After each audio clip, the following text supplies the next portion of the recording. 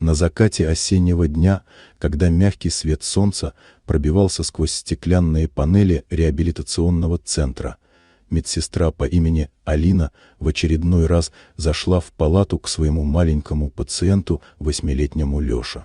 Он был в инвалидной коляске с рождения, но, несмотря на это, в его голубых глазах всегда жила искорка озорства и надежды. «Ну что, Лёша, готов к танцу?» — с улыбкой спросила Алина, включив музыку на телефоне. Лёша заулыбался и протянул к ней руки. Это уже стало их традицией, каждый вечер они танцевали.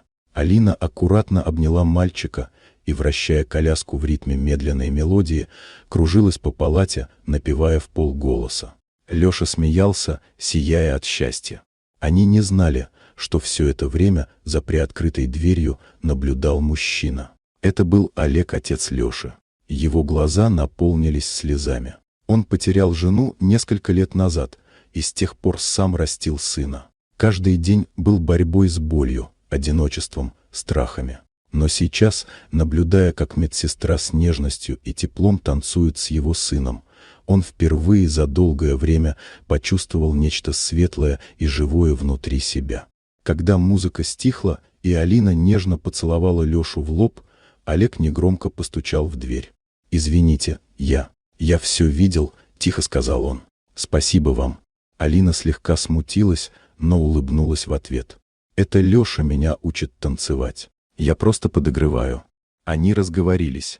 Олег впервые за долгое время смеялся по-настоящему. Он рассказал о жене, о том, как тяжело быть одному, о страхе, что не сможет дать Лёше достаточно любви и заботы.